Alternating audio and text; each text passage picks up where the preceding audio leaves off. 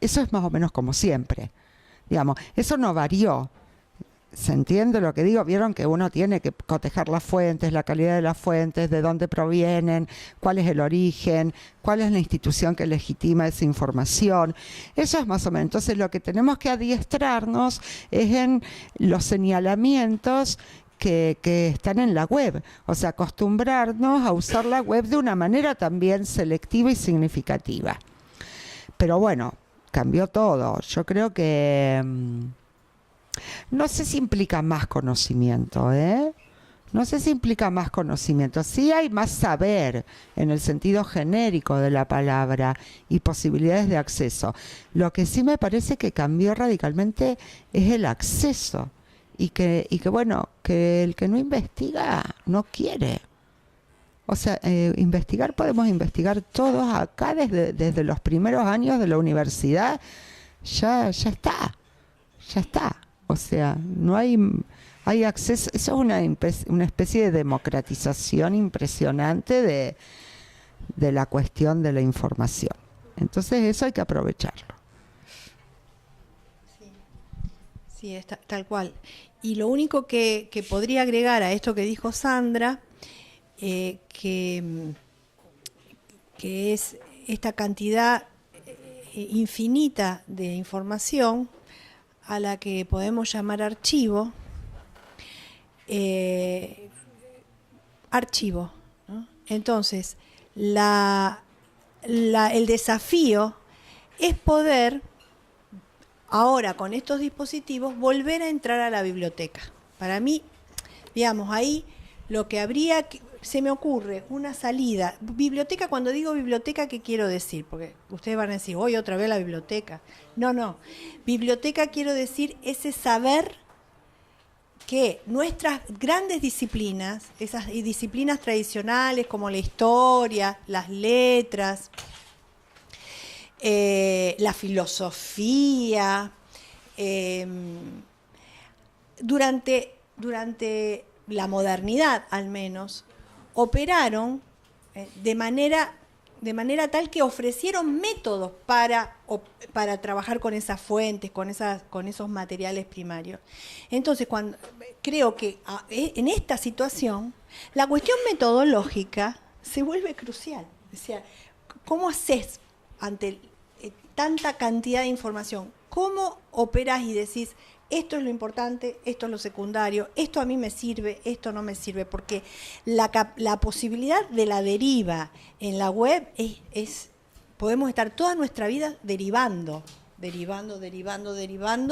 y entonces tener tanto material que te paraliza, te inmoviliza. A mí me ha pasado, no es que estoy hablando de algo que no me sucedió a mí, me sucedió de haber estado toda una noche buscando algo que quería y me encontré a las 6 de la mañana con un montón de cosas y no saber qué hacer después. Entonces es importante tener claro qué es lo que uno busca y cómo uno debe operar en la búsqueda, y después saber cómo se elige un corpus, que es el material con el cual vamos a trabajar. Gracias. Y por último, tengo una pregunta a cada una antes de pasarles la posibilidad a ustedes si quieren hacerles alguna pregunta, algún comentario. Los estudiantes de metodología de la investigación, ellos son de primer semestre, primer año, y nosotros consideramos en la universidad que es muy relevante investigar, pero hay que manejar algunas herramientas, pero hay que también hacerlo investigando, no quedarnos solamente en la teoría. Y por eso ellos están empezando a estudiar los avisos publicitarios como fuente para la investigación histórica en este caso. Es decir, cómo podemos hacer historia a través de los avisos publicitarios, que es un desafío. Entonces, quisiera, por una parte, preguntarle a Sandra cuáles son, de alguna manera, los consejos, los resguardos que tú les podrías señalar con respecto a eso, con ese tipo de medio de comunicación, usándolo. Sé que no eres historiadora, pero claramente con tu experiencia en el ámbito de las comunicaciones, la publicidad es algo que no es llegar y tomarlo y transcribirlo así nomás. Y lo mismo, Mónica, a ti como con otra fuente que también en historia es muy utilizada, que es la literatura. ¿Cómo trabajar en historia, crees tú, con la novela, con la poesía, el teatro, en fin? como un documento histórico? Es decir, ¿qué resguardo creen ustedes que hay que tener? ¿Cómo abordarlas como fuente? Bueno, esa pregunta ya sería un seminario entero. Yo les voy a decir muy sintéticamente lo que se supone que habría que hacer desde un punto de vista semiótico.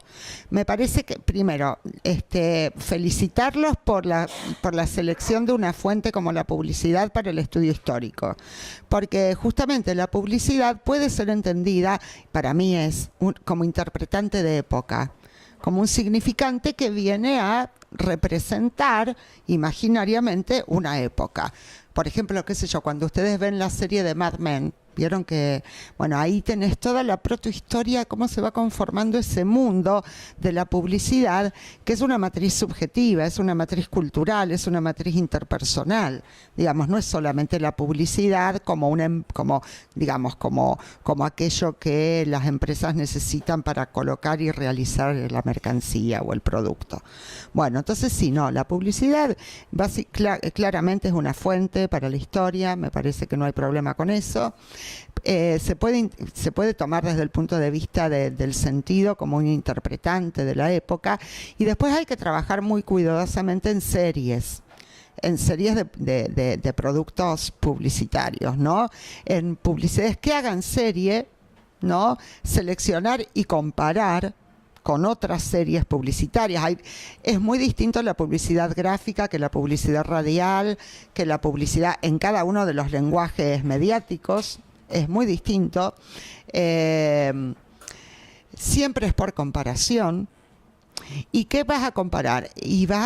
Nunca tomar la publicidad en su sentido literal. ¿Se entiende esto? La publicidad siempre está metaforizando. Es como una obra de teatro. La publicidad está poniendo personajes ahí, entonces hay que ver qué están figurando esos personajes desde el punto de vista de qué vínculos están construyendo con la sociedad, de lo privado, de lo público, del rol de la mujer, del rol de los niños, del rol del ama de casa. Bueno, entonces tomarlo desde un punto de vista retórico, si se quiere, metafórico, no literal, y poder analizar las variaciones estilísticas. Ahí tanto la noción de género como la noción de estilo son importantes para hacer un análisis de la publicidad en sus dimensiones de sentido, porque vieron que la publicidad, bueno, ustedes son historiadores, tiene toda una historia, entonces dentro de la publicidad moderna hay varias etapas. Entonces cada una de las etapas de la historia de la publicidad significa una modelización muy particular entre género y estilo. Entonces eso está interpretando de una manera muy fuerte a la época. O sea, nosotros usamos mucho, por ejemplo, en semiótica, el concepto de estilo de época, que es muy, digamos, siempre, vieron, es medio complicado porque uno está postulando un estilo para una época y en una época hay muchos estilos. Pero es como una ayuda, como una categoría analítica que te va ayudando a determinar tendencias de prácticas, de imaginarios, de representaciones, de usos, porque la publicidad es un interpretante. Entonces, bueno, para sintetizar, porque la verdad que es bien interesante, es mucho, implica abordajes metodológicos muy sofisticados. Entonces yo digo, tener la publicidad como fuente para la historia me parece muy bien, porque la publicidad es interpretante de época. Hacer series de productos publicitarios, poder compararlos y esa comparación que esté técnicamente circunscripta a determinados conceptos que para mí tienen que provenir del propio discurso publicitario para ver las variaciones estilísticas y retóricas. Y no tomarlos nunca de manera literal. O sea, tener en cuenta el nivel metafórico de la publicidad. Y también tener en cuenta que la publicidad, fíjense, que lo que menos importa en la publicidad es la venta del producto. Fíjense qué cosa el capitalismo, porque el capitalismo lo que vende es deseo. Entonces, vieron que las publicidades uno las mira como relatos en sí mismo. Son microhistorias, micronarraciones. Muchas veces nos acordamos más de la propia historia divertida o bueno, montones de cuestiones que hay con la publicidad que del producto. Hay un olvido del producto. Eso, bueno. Entonces la publicidad ya es un lenguaje, independientemente de que está hecha para vender productos. El capitalismo en su conjunto es así, ¿no? La publicidad sería como un interpretante también de lo que es el capitalismo. Y de cómo se puede entender el consumo, porque eso tiene consecuencias. El consumo no es solo una práctica que tiene que ver con la realización del capital y la reproducción incesante del sistema capitalista, sino que en el consumo nosotros nos vamos construyendo nuestra propia subjetividad. En la elección, vieron que nosotros vamos y elegimos ese pañuelo, no otro. Esa vincha, la vincha se llama vincha, ¿no? No otra. Ese buzo con la gorrita para ponerme así, no otro. Y entonces voy y elijo el moño, me encanta, no otro. Entonces ahí me estoy produciendo como sujeto. Obviamente que estoy comprando y realizando el capital y ayudando sin querer o queriendo, no me importa, a reproducir incesantemente la máquina capitalista. Pero además consumiendo me estoy autoconstruyendo, autodiseñando como sujeto. Entonces la publicidad para eso es impresionante, como lenguaje que viene a interpelar en la propia construcción subjetiva como grupo de pertenencia, todo. Es impresionante. O sea, yo creo que eso hay que armar, grupo de investigación con la cátedra, tener archivo, comparar, y leer mucho sobre cuestiones de estilo y retórica, porque la publicidad es retórica. Digamos, no hay nada literal ahí. O si hay literalidad es porque está de alguna manera desviándose cínicamente o irónicamente de la propia literalidad. Hay que ver cómo se juega la literalidad, ¿vieron? No, pero me parece muy adecuado el punto de vista para desarrollar en la investigación histórica. Me parece adecuadísimo. Bueno, y también con respecto a la literatura, ahí podríamos entrar en el conflicto de las disciplinas, ¿no? Siempre ha habido un problema ahí entre la historia y la literatura, y cómo la historia usa a la literatura.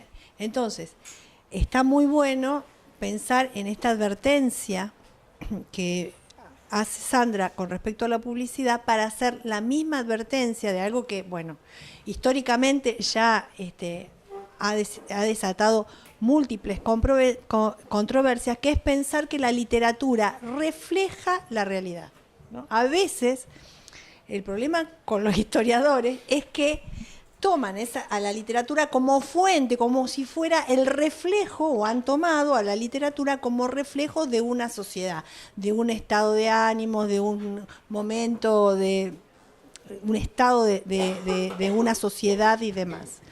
Entonces, la primera advertencia, la primer vigilancia epistemológica que hay que tener cuando usamos desde la historia y para explicar algo del pasado o del presente, es derribar absolutamente la ideología de la transparencia de la lengua, de la transparencia del lenguaje, que mis palabras están transparentando el mundo. Cuando nosotros derribamos esta cuestión y pensamos en términos de representación, es ahí donde uno puede empezar a establecer esos vínculos, ¿no? Que tienen que ver también con una manera de representar el mundo. Entonces, lo que nosotros vamos a ver en una novela, en una obra poética, es un modo de representar y no la representación del mundo tal cual como fue. Digamos, eso es como un elemento básico con la cual nosotros estamos formateados, porque esa ideología está hoy día presente, ¿no? en los medios también, ¿no? Pensar que los medios, que la televisión y cuando voy a ver las noticias y el informativo me está mostrando la realidad tal cual es. No, me están construyendo un real. Entonces,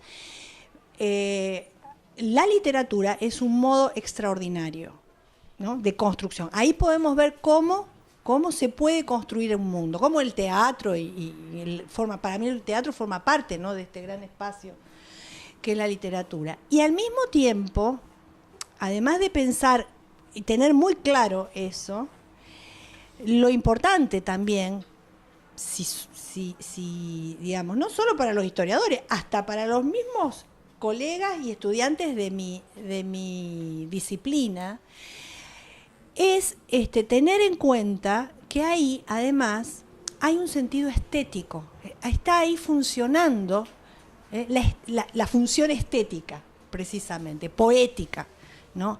Entonces, ahí en esta cuestión de la poiesis es donde nosotros también podemos entrenarnos para distinguir los modos en que uno puede operar con la lengua y con las simbolizaciones del mundo. Entonces, es muy importante que tengamos en cuenta, si tenemos en cuenta esto, ya está. Digamos, si podemos tener esta alerta todo el tiempo, no tengo más nada que decir, porque es lo más importante que podría pedirles, que por favor tengan en cuenta en el momento de operar con textos literarios, ¿no? Muchas gracias. En realidad, yo les había dicho en alguna clase, en historia las fuentes no nos engañan, somos nosotros los que nos dejamos, entre comillas, engañar, no tomamos los resguardos, en fin. Quisiera ver si hay alguien que quiere hacerle alguna pregunta y algún comentario. Darle opción a ustedes.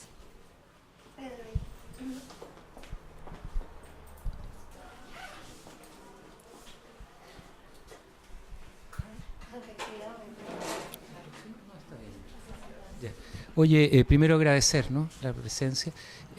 Luego, una pequeñita cosita. Mira, dentro del tema de la investigación y la universidad, yo en particular se agradece la presencia de los argentinos porque en Chile tenemos un recorrido que está bastante atrasado en relación a ustedes. O sea, nuestra historia académica, nuestra historia universitaria, que a pesar que nuestras historias políticas han sido más o menos similares, nuestra historia universitaria se perjudicó muchísimo con todos los cambios profundos que hubieron en el sistema educativo, que transformó a la universidad en un maravilloso negocio y la alejó completamente de esas bases que tú declaras como importantísimas para decretar que una universidad es una universidad desde el punto de vista que investiga. Hoy el diagnóstico que podemos hacer nos podría entristecer mucho si mejor avanzamos. Las universidades, no hablo de esta que está haciendo el esfuerzo, pero en general en Chile estamos todavía complicadas en el modelo de dictar clases y vender títulos en el fondo. Pero creyendo en el sistema universitario profundamente, yo llevo ya 40 años en el sistema universitario, creo profundamente en un proceso en que va a poner las cosas en su orden, ¿no? Hoy día las plata del gobierno están muy bien enfocadas a que las universidades estén obligadas a hacer el giro. Si no lo hacen, pues quedan fuera. Entonces, en lo personal, hago cátedra aquí en arte y soy catedrático de la Católica, y ambas universidades, siendo privadas, tienen que elegir gratuidad, tienen que elegir ese modelo, y si no, se transforman en un colegio para niños grandes nomás. Entonces, bueno, encontrarse con colegas argentinos, porque habiendo tenido vidas similares en muchísimos aspectos, ustedes nunca perdieron la Universidad del Estado y por lo tanto nunca perdieron completamente, como lo perdimos nosotros, esos paradigmas universitarios.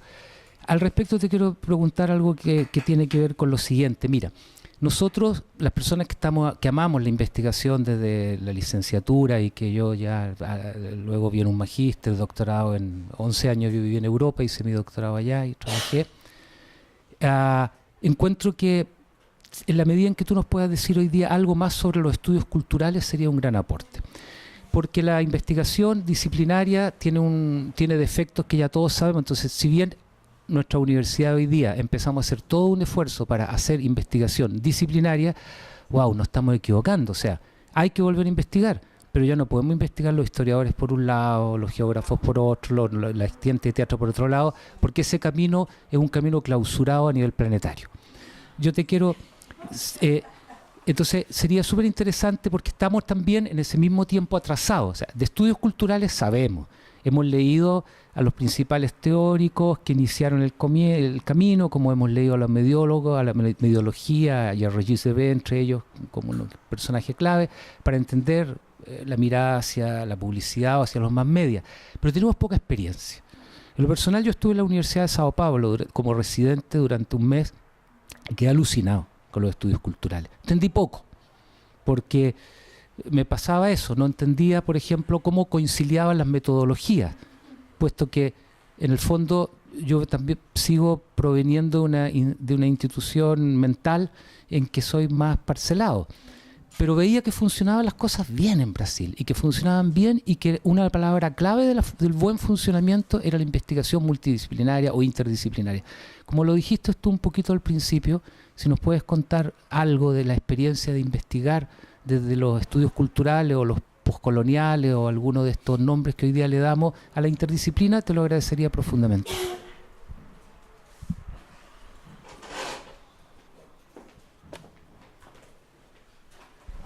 Yo puedo contar mi experiencia desde el área de las humanidades.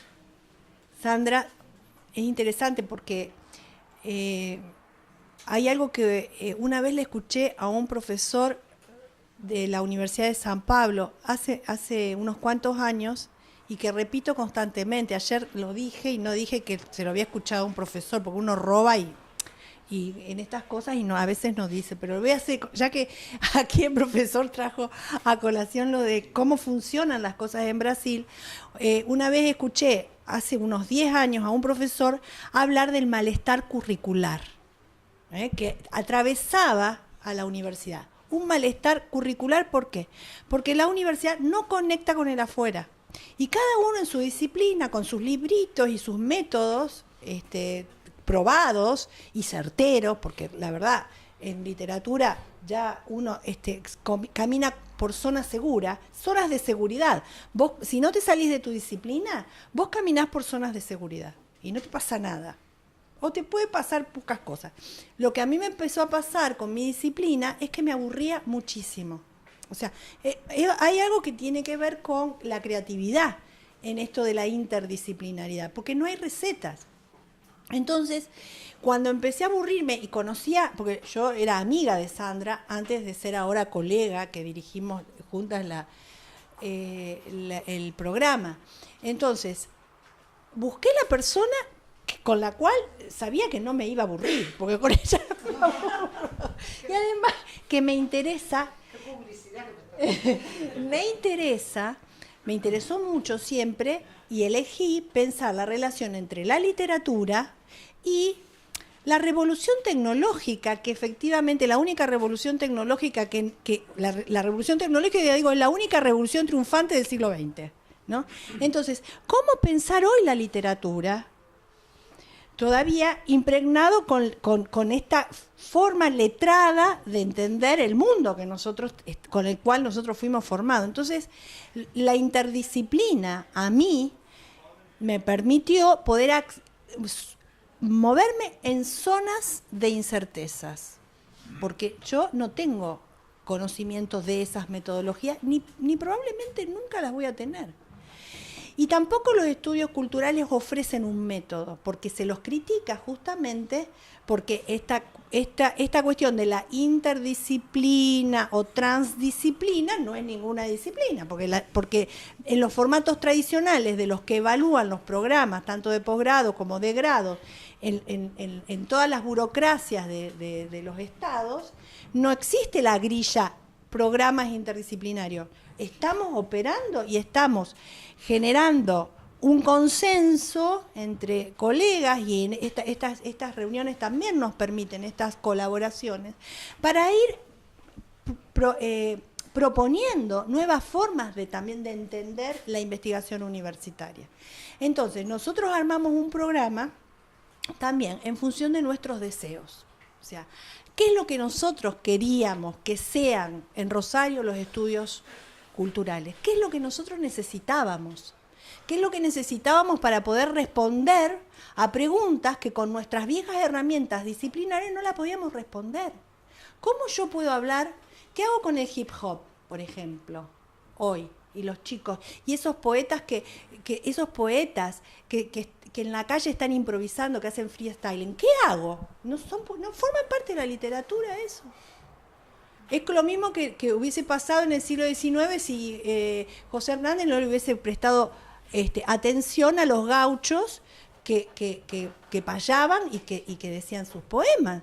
Entonces, a mí, porque ahí en el hip hop se cruzan tecnologías y literatura, muchas tecnologías y literatura, con las herramientas de mi disciplina. Lo digo para poder explicar, digamos, con un sentido práctico, cómo es que uno va eligiendo disciplinas para conversar. Entonces, ¿qué son los estudios culturales? Si a mí me preguntaran eso, bueno, es una pregunta que yo no puedo responder, pero sí sé que los estudios culturales me permiten constituir comunidades de hablantes. Comunidades de hablantes que no hablamos desde las mismas disciplinas y tal vez tampoco de las mismas herramientas para operar y construirse el mundo, pero que sí empezamos a movernos con riesgos, porque solo uno tiene que saber, corre riesgos. Ahora, si no estás dispuesto a correr riesgos, nunca vas a cambiar nada y la cosa va a seguir así y el malestar te va a hundir. Entonces, en nuestro trabajo, ahí sí, hay una palabra clave para poder pensar, que es que las metodologías interdisciplinarias son básicamente metodologías experimentales, porque estamos experimentando, estamos probando, estamos viendo cómo salen las cosas, a veces salen bien, a veces salen más o menos y a veces no salen.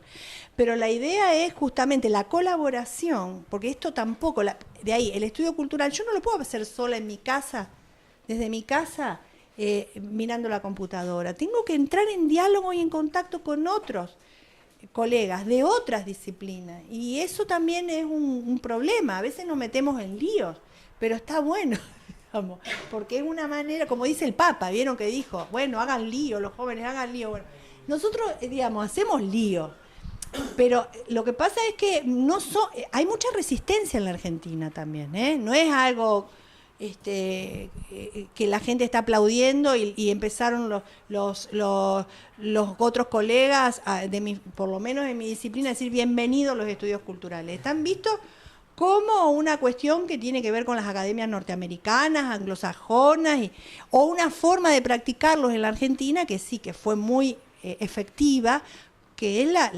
digamos, la trayectoria, el proyecto intelectual que llevó adelante Beatriz Sarlos y la revista Punto de Vista, que ahí realmente nosotros ya tenemos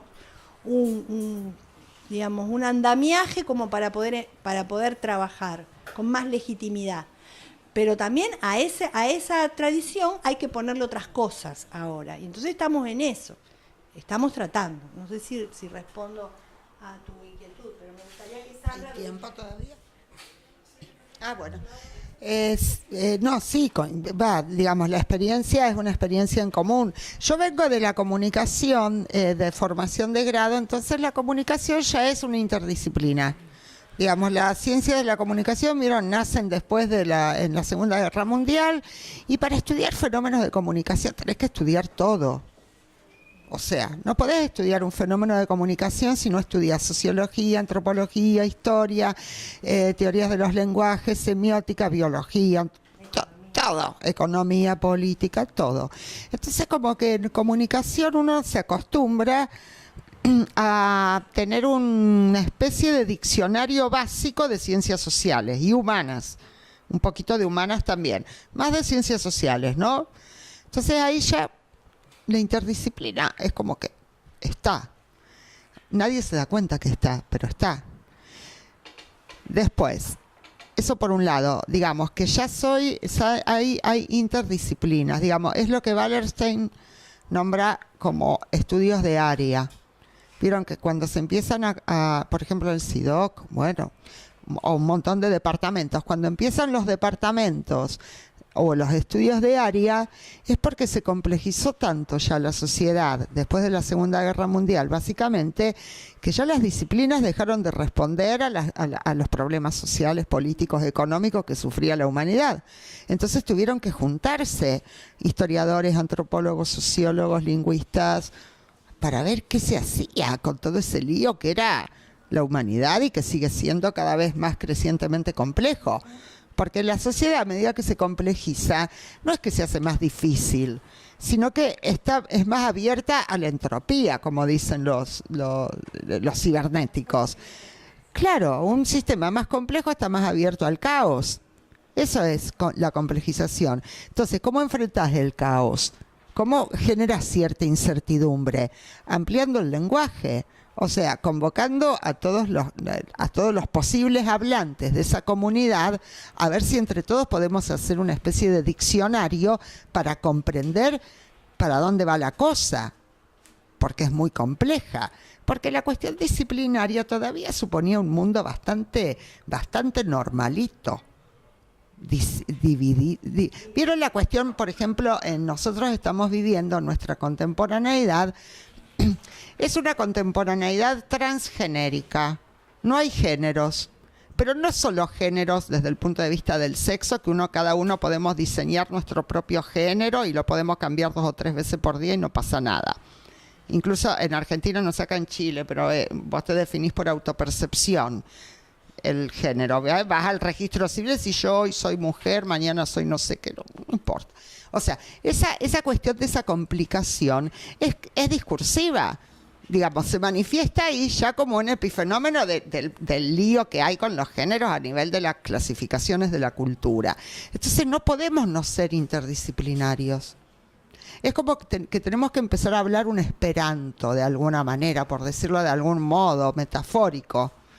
Bueno, los estudios culturales son eso. Lo que pasa es que hay muchos modos de los estudios culturales. Y como decía Mónica, ¿qué hicimos nosotros, por ejemplo, en nuestro caso? Porque, yo voy a enfatizar lo que dije al principio. Para mí la metodología, además de ser creativo dentro del estudio cultural y mezclar todo, como hace en San Pablo, o en Brasil y acá, y en Rosario, en todos lados, la objetividad. Yo creo que uno si hace...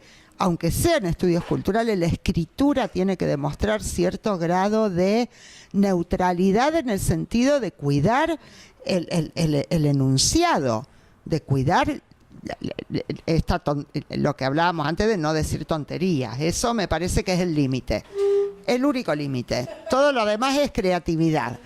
Todo lo demás es creatividad en relación con el método. Y después, para nosotros es un work in progress, es como una puesta en escena. ¿Viste? Cuando vos haces una obra, todos los días, cada puesta en escena es distinta, por más que siempre la misma obra. Pasan cosas. Entonces nosotras, por ejemplo, para los estudios culturales nos fijamos mucho en el nombre y apellido. O sea, convocamos a gente. Nos gusta esta persona, esta otra, como docentes, por ejemplo. Estamos acá.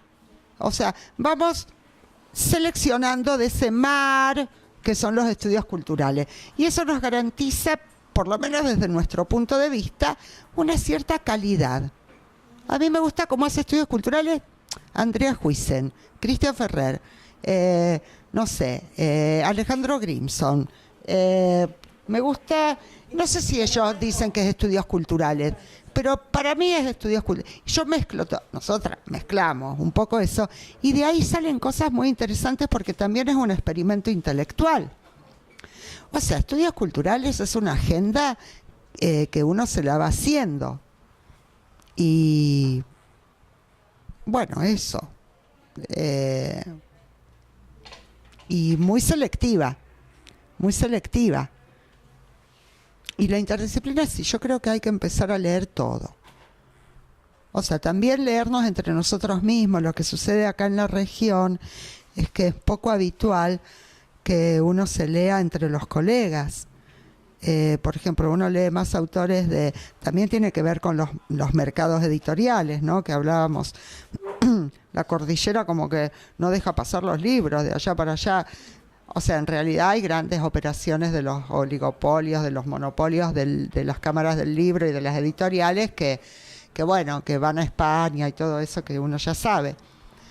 Pero de todos modos, me parece que estamos leyendo siempre más a lo que decía Mónica antes, ¿no? A los norteamericanos o a los europeos, y hay que empezar a leer, a ver qué estamos escribiendo por acá, en Paraguay, en Uruguay, en Chile, en Argentina, ¿no? En esto, en el cono sur, que además es re distinto a todo lo otro de Latinoamérica. Latinoamérica es una convención, incluso el cono sur es muy diverso. O sea, habría que empezar a hacer un diccionario por ahí también, empezar a leerse. Eso también es una apuesta de estudios culturales, porque tienen que ver con lo que marcaba también Mónica, que es la cuestión del contexto. Son estudios que tienen que estar localizados, o sea, comprometidos con su contemporaneidad, comprometidos con su tiempo-espacio. Entonces hay que empezar a que circulen las producciones. Eso no está sucediendo recién ahora, ¿no? O sea, más o menos así, es una obra de teatro, una puesta en escena. Está abierta a la entropía.